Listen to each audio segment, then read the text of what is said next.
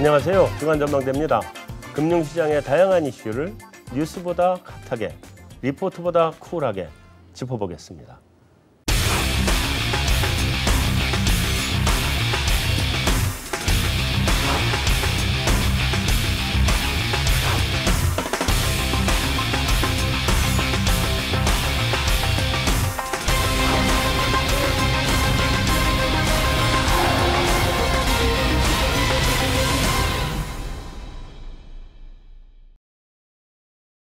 안녕하세요.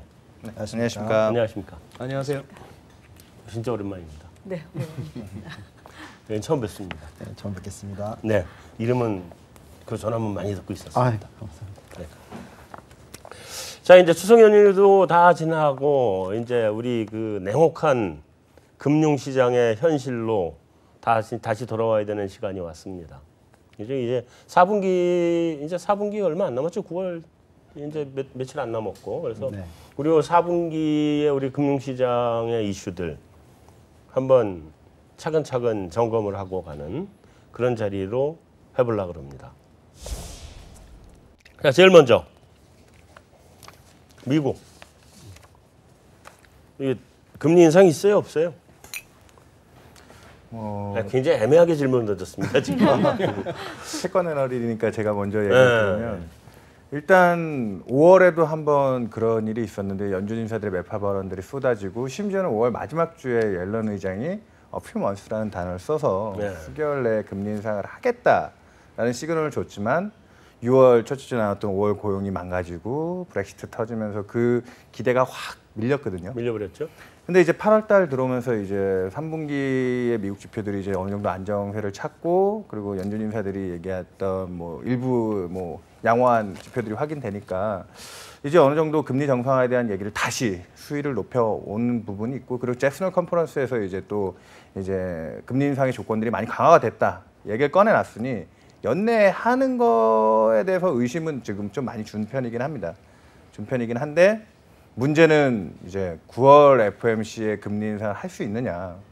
최근까지 나온 지표들은 또 여전히 좀 애매한 수준에서 확실하게 단추를 누르기는 어렵지 않느냐라는 부분을 자극하고 있고, 그래서 가격 지표들도 그거에 반영해서 지금 움직이고 있고요. 금리는 여전히 낮고, 그다음에 달러 강세도 좀 제한이 된 모습이고, 그리고 주식시장은 또 애매하게 그 나쁜 지표에도 불구하고 여전히 좀 긍정적인 모습을 나타내고 있고요.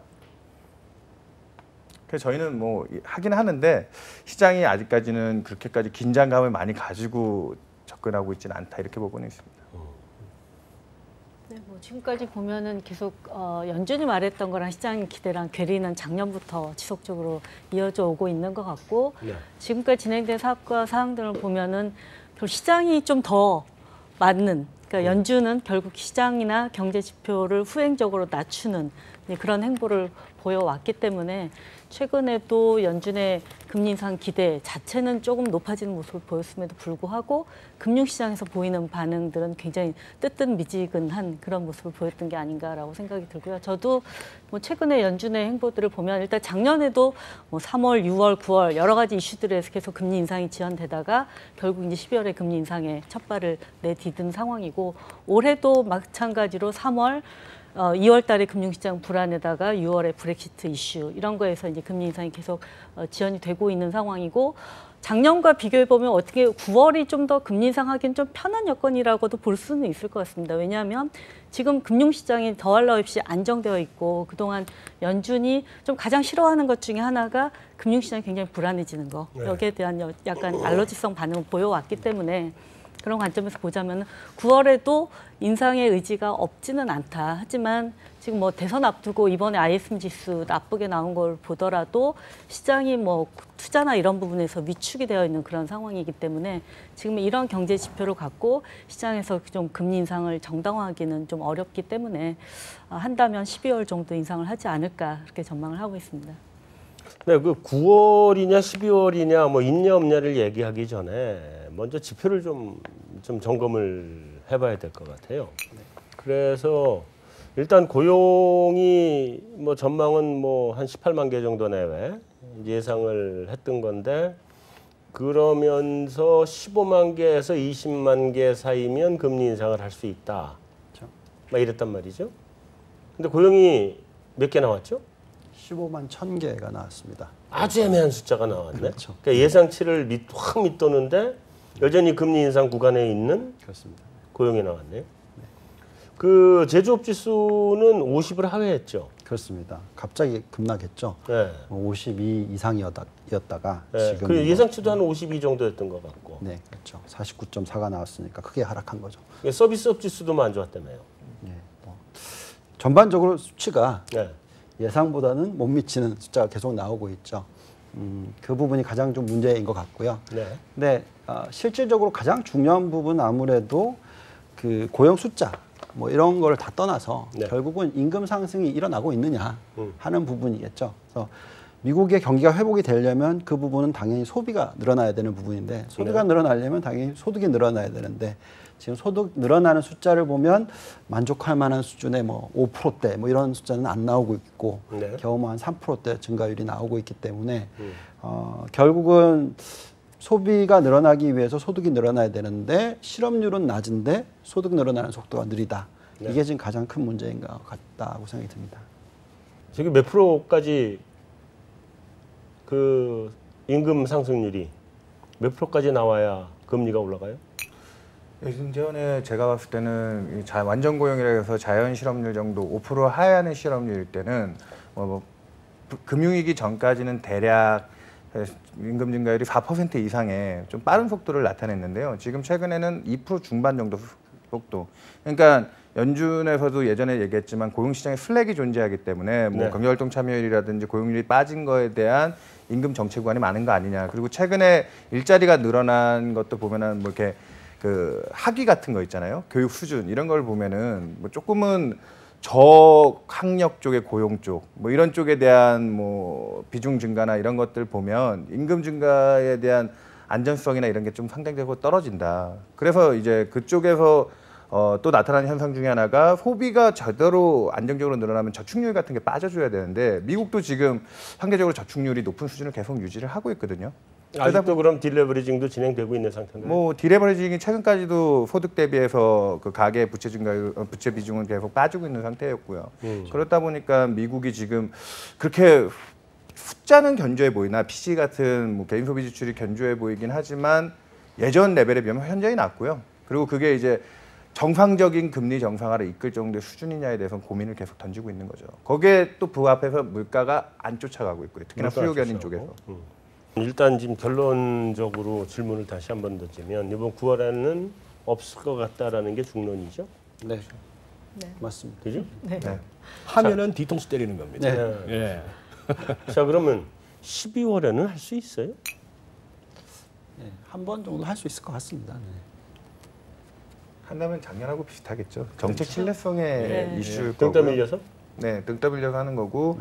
그리고 만약에 12월에도 못하면은 이제 한동안 이제 그 예전에 레리 서머스와 같은 학자들이 주장했듯이 이제 거대한 침체에 빠진 거죠. 이제 시큐러 스태그네이션 같은 상황인 거고. 그러니까. 그러면 이제 옐런 의장이 이번에 잭슨 홀의 주제처럼 연준이 여전히 쓸 수 있는 수단들이 많다라는 쪽으로 논리가 흐를 수밖에 없는데, 근데 최근에 미국 지표들이 조금 기대에 미치지 못한다고 하더라도 상황 자체가 나쁜 정도는 아니거든요.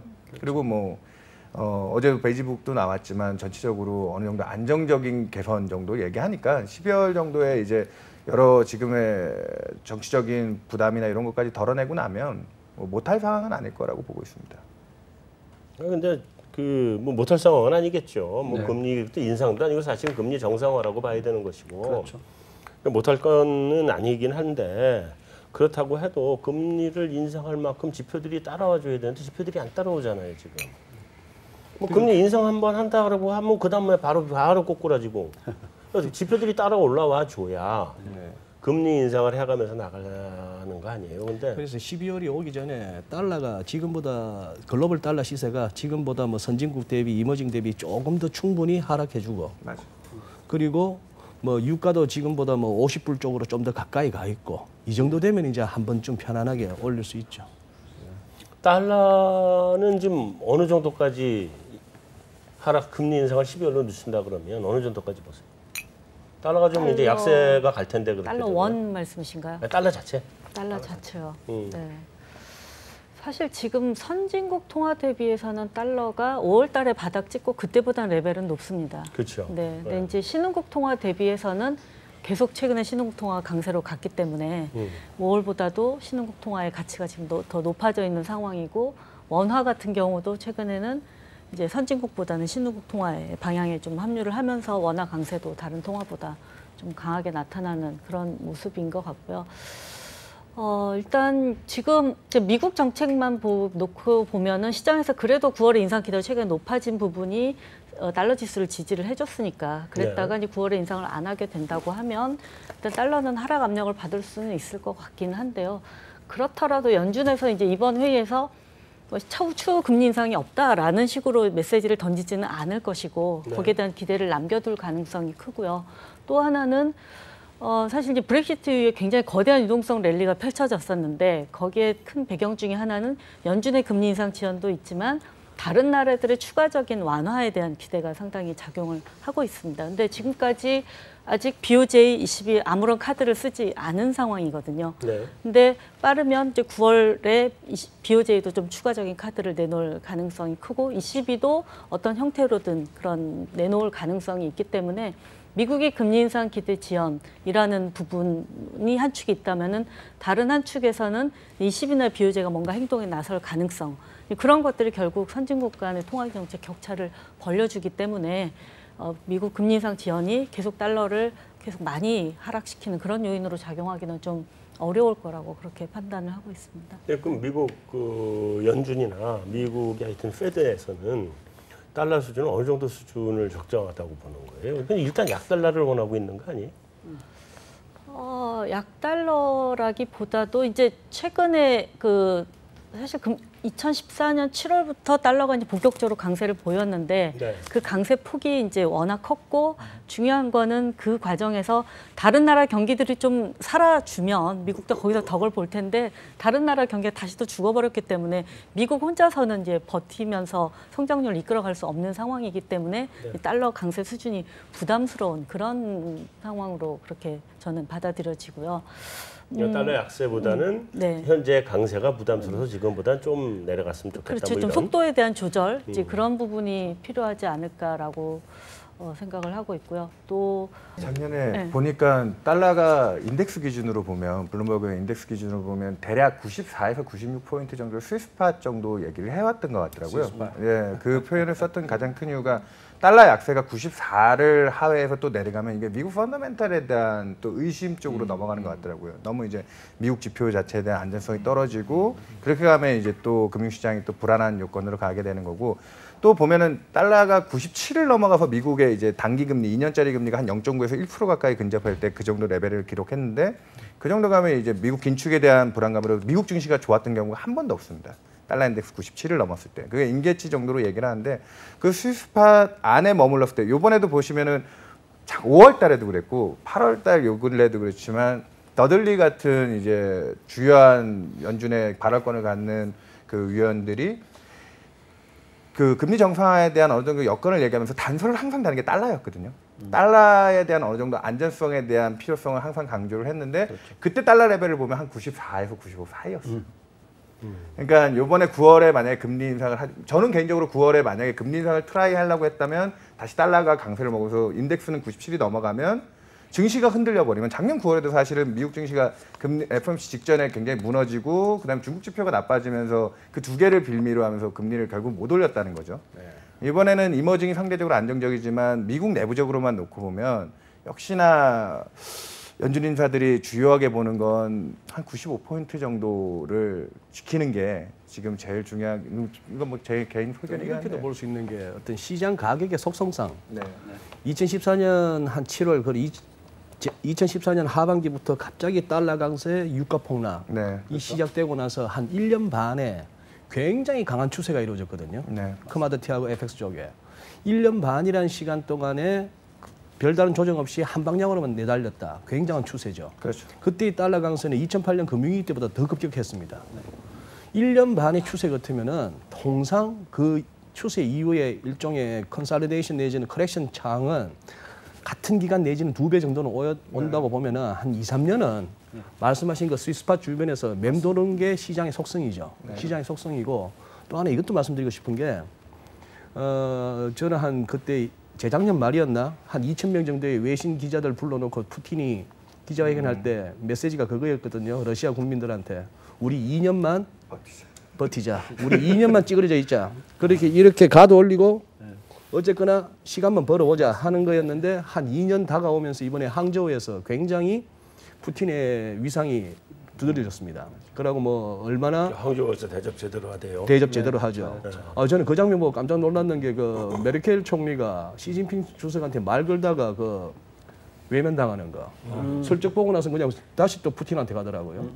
그 메르켈 누님 좀 많이 섭섭하셨을 것 같아요. 그런데 딴 거보다 어쨌거나 사우디하고 러시아가 슬쩍 뭐 우리 산유량 한번 동결해 볼까 이런 소리도 하고 하는데 뭐냐 하면은 푸틴 이번에 G20에서 적어도 몇 년 더 할 수 있는 사람은 꼽자면은 푸틴하고 시진핑입니다. 뭐 메르켈도 내년에 가죠. 올랑드도 가죠. 그러니 G20이라고 하지만 사실 그 두 사람이 주도할 수밖에 없는 상황에서 그렇다면은 지금 미국 입장에서는 그거죠. 달러 디펜던트, 데이터 디펜던트는 곧 달러 디펜던트고 달러 디펜던트는 곧 오일 프라이스 디펜던트인데 만약 이게 유가가 지금 생각하는 편안한 레벨 40에서 50인데 50을 넘는 쪽으로 뭔가를 만들어 간다면은 그 다음에는 지표상으로 이거는 전년비 기저효과 때문에라도 인플레는 진짜 오는 거고 그렇다면 중앙은행 입장에서는 올려야 되는 거예요. 급하게. 이 상황이 오면 안 된다고 보는 거죠. 저는 어떻게 보면은 아주 무슨 뭐 단타족들도 아니고 피시의 그 잭슨홀 회의를 갖다가 그때 유가가 한참 며칠 뛸 때였는데 그것 때문에 유가 좀 주저앉히고 달러가 너무 급하게 때리는 거에 대한 어떤 립서비스였던 그런 의심까지 갔습니다. 그러니 약간 주도권이 푸틴 쪽으로 넘어가는 거 이거 좀 미국도 생각해 봐야 됩니다. 나중에는 자기들이 주도해서 우리 올릴까 말까가 아니고 할 수 없이 올려야 되는 상황. 이런 게 오면 이제 정말 겁나는 거죠. 유가는 어디까지 갈 거로 보세요? 제가 연초에 제가 책을 쓸 때 뭐라고 했냐면 유가가 그때 뭐 다들 얘기할 때 20달러까지 간다 뭐 이런 얘기까지 나왔었죠. 있었죠. 기본적으로 아마 40에서 60달러 사이가 전체적인 유가 흐름이지 않을까 하는 생각을 가지고 있습니다. 그 이유를 보면 아무래도 이제 유가의 패러다임은 변한 건 맞고요. 그러니까 패러다임이 변했다는 것 자체가 미국에서 공급량이 늘어났다는 것이죠. 그렇기 때문에 과거에 예를 들어서 평균이 100이면 이제는 평균이 50이다는 거죠. 그래서 패러다임의 변화는 확실히 있었다고 생각을 하고 있습니다. 하지만 어쨌든 유가가 이렇게 낮게 유지가 되면 미국도 마찬가지고 뭐 상당히 많은 제조 국가들 자체가 사실상 실질적으로 경제 효과가 있죠. 긍정적인 요소가. 다 행복하죠. 그렇죠. 산유국 빼고는 다 행복한 거죠. 지금. 네. 근데 러시아는 또 재밌게 아까 말씀하셨듯이 소장님께서 말씀하셨는데 저희가 연초에 러시아에 대해서 굉장히 긍정적인 얘기를 많이 했습니다. 이 러시아 주가가 많이 올라갈 것 같다. 실제 많이 올랐죠. 예, 많이 올랐죠. 굉장히 많이 추천을 했는데 그 이유를 보면은 러시아가 유가가 아무리 그러니까 지금 현재 한 50달러면 실질적으로는 GDP 성장률이 플러스 전환된다는 거죠. 그래서 여태까지 너무 눌러놨고 말씀하신 대로 EU가 또 러시아를 좀 공격을 많이 했었고 그러다 보니까 미국하고 EU가 같이 러시아 공격을 했는데 브렉시트가 터지니까 러시아는 또 상대적인 수혜를 받는다 이런 얘기가 또 나오고 있는 거죠. 그래서 지금 현재 상황에서 봤을 때는 유가가 급등락하는 건 다 안 좋고요. 어느 나라에 그냥 40에서 60달러 사이에서 50달러 수준에서만 유지만 되면 이거는 전 세계 경제에 다 긍정적인 요소다. 이렇게 지금 판단이 되고 있는 거죠. 거기에 뭐 한마디만 곁들여 치면은 미국 지금 셰일의 BP 유가가 40불 중반대까지 떨어졌다고 하더라고요. 그러니까 원유 채굴 수설 기술이 자꾸 발달하다 보니까 그 시추하는 데 들어간 비용이 많이 낮아지는 게 있어서 이번에 딱 유가 거의 50불 WTI가 50불 근처 가니까 리그 카운트가 늘기 시작한다는 거죠. 거기에 대한 이제 공급 쪽에서 자율 조절 기능이 어느 정도 있기 때문에 유가가 50불을 뚫고 확 올라가는 부분에 대해서 그러니까 사우디나 러시아 같은 데서 이제 어느 정도 동결을 하면서 원유 생산을 조금 줄일 수 있을지는 모르겠지만 동결은 의미 그렇죠. 없어요. 워낙 지금 많이 퍼내기 때문에. 그러니까요. 그러니까 미국에서 그런 식으로 또 가격이 올라오면 생산될 수 있는 뚫어놓은 구멍이 너무 많잖아요, 사실. 그래가지고 그거에 대한 이슈 때문에 유가는 좀 아직은 좀 탄력적으로 올라가기는 좀 힘들다는 생각이 그 덮었다 열었다 할 수 있는가 보죠. 그렇죠. 그게 이제 쉐일이 그렇다는 거예요. 예, 그러니까 돈 되면 포고요. 안 되면 닫고 가고 이렇게 하는 거죠. 그 쉐일이 이게 장치가 수도꼭지라는 거잖아요. 아, 예. 그러니까 그 전통의 그 오일은 예. 한번 딱 열었으면 그냥 계속 열든지 퍼내야 되는데. 아니면 닫으면 그냥 완전 닫아버리고 새로 뚫어야 되는데 이거는 열었다 닫았다 열었다 닫았다. 꽤 기술력인 거죠. 예. 그렇대요. 그래서 지금 쉐일이 그 유가를 완전히 발목을 잡아놓는 너무 올라가지도 않고 너무 내려가지도 않는 뭐 그렇게 만들고 있는 것 같아요. 일단 쉐일까지 우리 쫙 봤고 미국은 그렇다 치고요. 유럽하고 일본은 뭔가 좀 나올 가능성이 좀 있는 거죠? 뭐 당장 센 거는 아니더라도. 네, 지금 뭐 마이너스 금리에 대해서는 워낙 비판의 어조를 많이 받았고 그래서 지금 뭐 주요 정책 기관들이 다 올해 들어와서 이제 유럽은 신재정 협약, 미국은 재정 협약 이후에 처음으로 이제 또 재정 확대에 대한 논의가 지금 활발하게 진행되고 있는데 어쨌든 통화 정책도 여기서 한계라는 걸 인정하기는 조금 어려운 부분이 있고요. 당장 지금 양적 완화를 다 하고 있는데 ECB도 그렇고 BOJ도 하고 있는데 유럽 같은 경우에는 지금 ECB의 규정대로라고 하면 아마 독일 채권을 사줄 수 있는 그 물량이 이제 목에 찼습니다. 네. 뭐 대략 뭐 마이너스 예금금리 이하의 채권을 사줄 수 없고 한국가의 33% 이상의 채권을 살 수가 없고 그런 규정대로라면 독일채가 이미 목에 다 차 있기 때문에 아마 9월달 회의부터 해서 이 양적 완화 편입 채권들에 대한 조건을 조금 바꾸는 그러니까 간접적인 완화 정책이죠. 그것도 일종의. 그런 식의 조금은 양적 완화를 지지할 수 있는 정책 정도는 유럽에서 나오지 않을까. 일본은 어쨌든 7월 달에 버냉키가 일본을 좀 비밀리에 방문한다고 했는데 이미 뭐 다 들켜서 소문은 났는데 그때 헬리콥터 머니에 대한 논의가 좀 많이 됐었거든요. 뭐 구글 트렌드 같은 거 봐도 뭐 그 관심도가 굉장히 급증을 하고 그랬는데 결과는 28조 엔이라는 뭐 재정 패키지로 일단은 막 메꾸고 가는 건데 9월 회의 때도 그래서 구로다 총재가 지금 뭐 마이너스 금리는 아직 여전히 유효하고 의미가 있는 정책이고 양적 완화도 좀 더 쓸 수 있는 여력이 있다라는 표현을 하는데 근데 저 개인적으로 봤을 때는 일본 BOJ가 지금 일본 국채 발행량의 전체 한 34%를 지금 혼자 들고 있거든요. 그래서 최근에 나타난 현상이 일본 국채 시장의 거래가 줄어요. 얘네가 실질적으로 엔드인데 사가지고 뭐 유통을 시키는 기관이 아닌데 그렇게 많은 물량을 쥐고 있기 때문에 일본도 지금 이 기존의 통화정책 수단만 가지고는 이미 한계 왔다는 걸 인정해야 되지 않을까. 그러다 보면은 올해는 뭐 재정 가지고 어떻게든 좀 버티지만 내년도에 좀 더 자극적인 정책으로 넘어갈 수 있지 않느냐. 엔이 지금 여전히 엔달러 환율이 100엔 정도 수준에 묶여 있다면 일본은 그 유혹에서 쉽게 벗어나지 못할 것 같아요. 그 중앙은행들에 대한 예우를 지키자고 보니까 얼마나 뭐 이런저런 고민 끝에 아니면 또 길게 내다보고 저런 정책을 내놨겠거니라고 해줘서 그렇지. 네. 본심을 말씀드리고 자면은 정말 죄송하지만 뭐 하는 짓거리인지 모르겠어요. 아, 그럼 시장은 왜 있어? 그렇죠.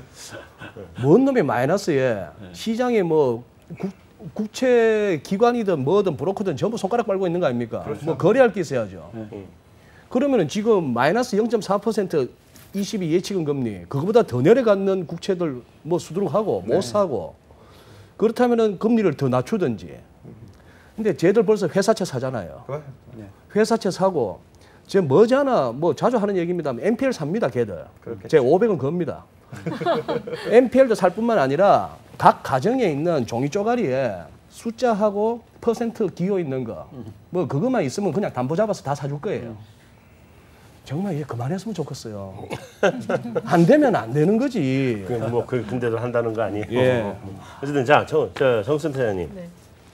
자, 이런저런 여건 하에서 그 엔, 유로, 네. 그 다음에 쭉 한번 좀 연말까지 어떻게 보는지 한번 좀 짚어주시고, 네. 그다음에 이제 $1. 네. 네. 뭐 솔직히 말씀드리면 올해처럼 환율 전망이 정말 힘든 해가 없었습니다. 환율 전망을 하는 거 요즘 네. 중계 방송. 아, 그러니까 힘들다는 게 전망은 뭐 항상 쉬운 건 아니지만 중계하기도 힘든 상황입니다. 그러니까 어제 왜 올랐는지 내렸는지를 명확하게 짚어낼 수 없는 일이 너무나 자주 반복이 되고 있어서 정말 직업 회의를 느낄 정도 되는데 사실 오늘 지금 여기서 하는 얘기도 결국 딱 중앙은행 얘기잖아요. 그렇죠, 다 중앙은행. 그리고 중앙은행이 경제 논리보다도 이제 정치적인 논리로 넘어가게 되는데 사실 저는 정치에 굉장히 또 약합니다. 그러다 보니까 이거를 읽어내고 이거를 근본으로 해서 환율에 대해 대입을 해서 전망을 한다는 게 정말 좀 굉장히 어려운 그런 상황이 아닌가라고 생각이 들고요.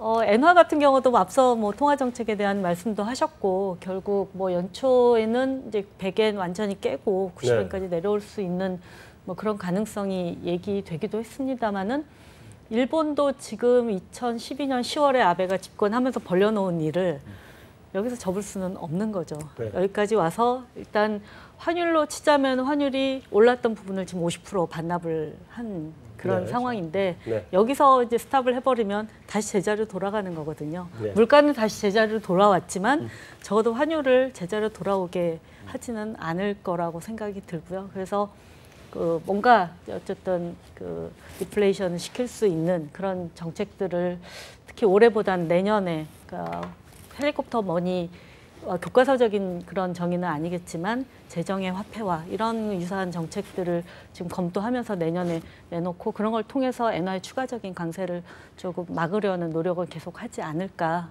이렇게 생각이 되고요. 엔화는 그리고 얘기를 할 때 굉장히 어려운 부분 중에 하나가 엔화와 관련된 수급은 단순히 펀더멘탈로 얘기할 수 없는 부분들이 굉장히 큽니다. 비중이 맞죠. 다른 통화보다도. 네. 특히 일본의 해외 투자가 작년부터 급증을 하고 있는데 그럼에도 불구하고 그 기간 동안 엔화는 계속 강세로 갔거든요. 네. 그런 것들을 뭘로 설명할 수 있을 것이냐. 가장 큰 거는 지금 일본이 세계 최대 자산 보유 국가라는 거죠. 그러다 보니까 신규 투자하는 물량이 이제 외환 수급에 영향을 미치기도 하지만 기존에 투자한 자산을 환율을 어떻게 관리를 할 것인가. 이것이 또 더 큰 영향을 미치고 있는 그런 상황입니다. 그래서 엔화가 약세로 간다라고 하면 엔화 약세에 맞춘 어떤 포지션 전환이 일어날 거고 작년부터 올해까지 나타난 상황은 엔화가 약세가 끝났구나. 일단 1달러가 됐고 엔화가 강세로 갔구나라고 생각을 하게 되면 엔화가 강세로 가는 거에 맞추는 그런 포지션 전환이 일어나면서 또 가중시키는 그런 역할이 있습니다. 그러다 보니까 일단 펀더멘탈적으로는 일본이 엔화 추가적인 엔화 강세를 막을 거다라는 그런 전제가 있지만 어쨌든 미국의 정책, 일본의 정책 이런 것들이 결합이 되면서 엔화에 대한 기대가 변화할 때마다 거기에 그거를 더 가속화시키는 그런 수급 플로우가 작동을 하기 때문에 저는 일단 올해 혹은 내년까지 이렇게 봤을 때 엔화가 어떻게 될 것 같으냐. 그럼 100엔 밑으로 크게 가지는 않을 것 같은데 그렇다고 해서 달러엔을 지금 적극적으로 살 거냐. 그렇다고 보기에는 향후 한 1년 정도 내년까지 스팬으로 봤을 때는 또 특별한 방향성이라기보다도 이런 정책에 따라서 굉장히 그 안에서의 높은 변동성을 나타낼 가능성이 크지 않냐. 그래서 따라서 엔화는 지금은 방향성보다는 오히려 변동성에 좀 초점을 맞춰서 보는 게 좀 맞을 거라고 생각이 들고요. 연화 상단은 어디까지 보세요? 올해 연말은 저희가 한 107엔 정도로 잡고 있습니다. 네. 다시 110, 120 이렇게까지는 안 보고 있는 거예요? 그렇게 가기는 어려웠고 일단 달러도 크게 강세로 가기는 어렵기 때문에 그런 배경으로 작용할 것으로 보고 있고요.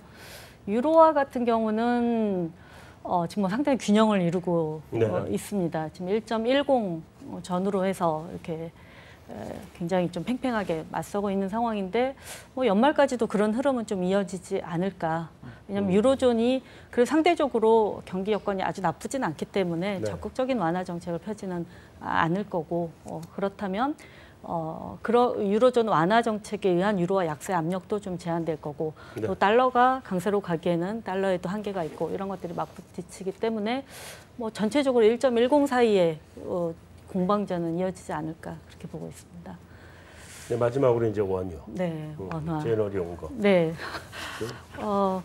원화 관련해서는 사실 이제 기본적으로 미국의 금리 인상 시나리오를 기본으로 깔고 거기에 따라서 이제 원화 환율의 스팬을 이렇게 결정을 저희도 이제 정하는데 올해 또 이제 금리 인상에 대한 기대가 완전히 어그러지면서 달러가 생각보다 이제 많이 떨어지고 있는 모습이고 저희도 올해 원래 이제 상반기 저점이 1,130원 부근이어서 1,130원은 좀 지켜지지 않겠느냐. 왜냐하면 하반기에 미국이 한두 차례 금리 인상을 할 거니까 그 당시만 해도 그렇게 전망을 했기 때문에 그런 기대를 갖고 있었기 때문에 1130원이 지켜질 거라고 봤는데 지금 3분기에 이제 분위기가 확 변하면서 1,100원도 깨고 내려온 상황입니다.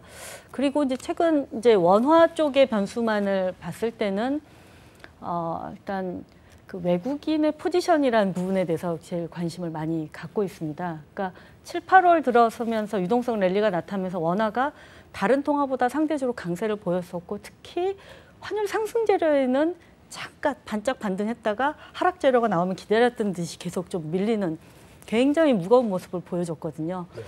물론 뭐 경상학자 얘기도 할 수 있지만 그거는 지금 몇 년째 지속되는 그런 변수이고 외국인 주식 자금이 좀 많이 들어왔습니다. 6월, 7월, 8월 사이에서 한 5, 6조 정도 자금이 들어왔기 때문에 그게 이제 환율을 눌렀다라고 볼 수 있지만 다른 신흥국에도 자금이 들어갔던 흐름들을 생각을 해보면 원화가 왜 이렇게 유독 무거울까라는 거에 대한 해답은 결국 지금 외국인들도 국내에서 달러 원 매수가 너무 많다라는 거에 좀 결론을 내리고 있습니다.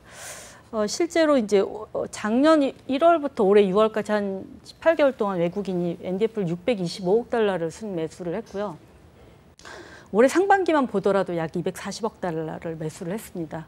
근데 전체적으로 보면 매수한 금액이 좀 많이 포진되어 있는 환율 레벨이 1,170원 위입니다.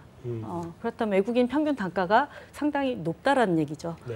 올해 같은 경우는 특히 1,200원 위에서 200억 달러 넘게 달러를 샀기 때문에 그 포지션들은 환율이 연저점을 깨게 되면 당연히 손절을 좀 할 수밖에 없는 상황이고 그런 것들이 환율 반등 시 매도 계속 연결이 되면서 굉장히 무거운 게 아니냐. 그렇다고 하면 이제 외국인 포지션이 얼마나 가벼워졌느냐가 좀 하나의 관건이 될 거는 같은데요. 이번 7, 8월 달에 좀 데이터를 저희가 확인을 지금 못합니다. 한 9월 넘어가야 10월 달 돼야 데이터를 확인을 할 수가 있는데 저희가 느끼기로는 글쎄요. 한 1,170원 위에서 샀던 물량의 한 절반 가까이는 털었을 수도 있겠다라는 생각이 듭니다. 그렇기는 그렇긴 합니다만은 그렇다고 하더라도 워낙 달러 강세 시작된 이후로 달러를 많이 들고 있었기 때문에 물론 그게 다 투기적인 매수는 아니고 주식에 대한 뭐 해지 물량 이런 것도 있기 때문에 그 전체가 다 털어야 될 물량이라고 설명할 수는 없지만 여전히 매수 단가가 높기 때문에 환율이 좀 반등하면 내놓을 물량들은 좀 연말까지는 계속 대기해 있지 않을까. 그 다음에 또 하나는 국내에서도 달러를 상당히 많이 들고 있다는 거죠.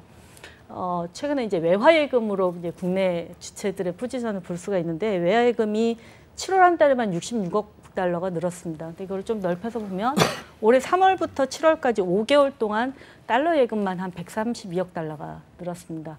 절대적으로 외환시장에서 큰 규모는 아닙니다만은 이게 수출업체들 같은 경우는 환율이 떨어지면 오히려 달러를 안 팔고 다 올라오는 시기를 기다리면서 들고 있다라는 얘기고 개인들 같은 경우는 달러 자산을 늘리기 위해서 환율 빠지면은 사는 그런 행위를 이제 설명해주는 그런 데이터라고 보는데 국내 주체들도 좀 달러는 올라갈 거라는 기대를 좀 많이 갖고 있다라는 걸 반증을 하기 때문에 달러 환율에 대한 눈높이는 연말까지는 좀 낮춰야 되지 않느냐 이렇게 생각을 합니다. 자, 우리 시장 왜 이래요? 시장 좋지 않습니까? 코스닥이 안 좋은 거지 뭐. 근데 코스피도 뭐 삼성전자 혼자 가는 시장이지 지금 나머지는 저희가 지금 시장에 대해서는 어떻게 보면은 이제 우리 펀드 매니저들이 굉장히 힘들죠. 아시겠지만 작년에 보시면 중소형주 투자, 코스닥 투자 했다가 지금 작년 8월부터 계속 무너지니까 상당히 힘들어하고요. 또 그리고 국민연금 같은 경우에는 올해 내내 자금 집행을 안 하다가 이제는 연말까지 20조를 갖다 집행을 해야 되니까 사기는 사야 되는데 뭘 사야 되냐? 대형주 사고 있고 그러다 보니까 그냥 패시브 전략으로 가는 그런 환경이 나오고 있죠. 어쨌든 코스피 자체는 연중 최고치를 뚫고 있습니다. 근데 여기서 굉장히 핵심적인 부분이 뭐냐면 주식시장은 뭐니 해도 실적이거든요. 그러니까 왜 코스닥이 작년에 굉장히 큰 폭으로 올랐냐면 코스닥이 2014년도에 당기순이익 증가율이 거의 60%가 나왔어요. 그러니 당연히 2015년에는 큰 폭으로 상승을 해야죠. 이익 증가율이 있으니까. 근데 그럼 왜 지금은 빠지느냐. 보시면 작년도, 그러니까 2015년도에 EPS 증가율이 5%밖에 안 나왔어요. EPS? 네, 그러니까 네. 당기 순이익 증가율이 네, 네, 네. 60%였는데 이제 5%. 근데 올해를 보니까 마이너스가 나오고 있어요. 그러니까 이렇다 보니까 결국 코스닥이 못 가는 거죠. 근데 또 보시면 내년도에는 또 30% 증가할 거다 이런 예상치가 들어가 있어요. 그러니까 이제 코스닥이 좀 빠지고 있는데 반면에 그러면 코스피는 지금 어떻게 돼가고 있냐? 이익이 안 늘다가 올해 딱 보니까 두 자릿수인데 두 자릿수가 또 큰 폭이에요. 20%의 증가율이 나오고 있습니다. 그래서 코스피 200만 놓고 보면 22.8% 증가율이 나오고 있어요. 그렇다면 당연히 코스피에 가게 되어 있는 거죠. 그래서 시장은 결국은 실적인 거고요. 물론 수급이 영향을 더 미치긴 하겠죠. 수급이란 부분은 뭐냐면 워낙 주식에서 뭐라고 해야 되나 손실을 보신 분들이 많아서 조금만 오르면 환매가 일어나고 이러다 보니까 수급 차원에서 국내적으로는 안 좋지만 외국인의 입장에서는 EPS 증가율이 올라가면 사게 돼 있습니다. 당연히 지금 자금이 들어오는 것이고요. 또 그게 또 원화에 영향을 미치고 있는 것일 수도 있겠죠. 어쨌든 올해만 놓고 보면 삼성전자뿐만 아니라 삼성전자를 제외하더라도 EPS 증가율, 당기순이익 증가율이 10%대 초중반은 나온다는 거죠. 그렇다 그러면 저희 생각에는 아마도 올해가 될지 내년 초가 될지 어쨌든 조만간 과거 전 고점이었던 2231은 뚫지 않을까. 뭐 그런 기대는 지금 가져가고 있습니다. 그래서 언제, 예. 4분기 내 올해든 내년이든. 뭐 예. 내년에 가더라도 그러니까 최고치. 그러니까 결국 최고치라는 건 실적이 최고치를 뚫으면 되는 거죠. 근데 재밌는 숫자는 2011년도가 순이익이 가장 높았어요. 한국 전체가. 그렇다 보니까 그걸 못 뚫은 거죠.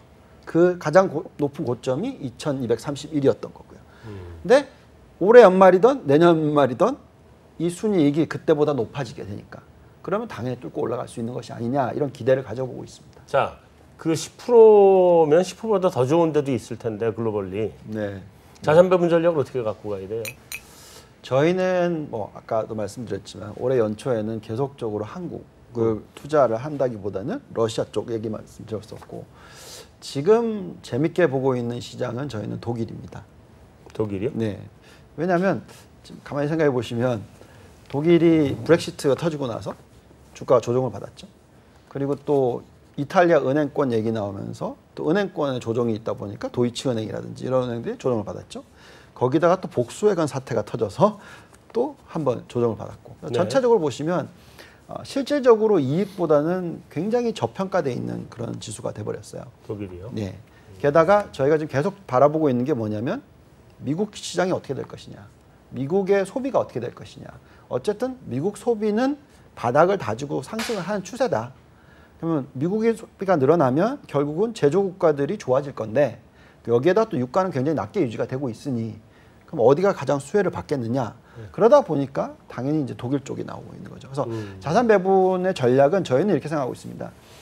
금리를 올리기는 올리는데 급격하게 올리지 못하죠.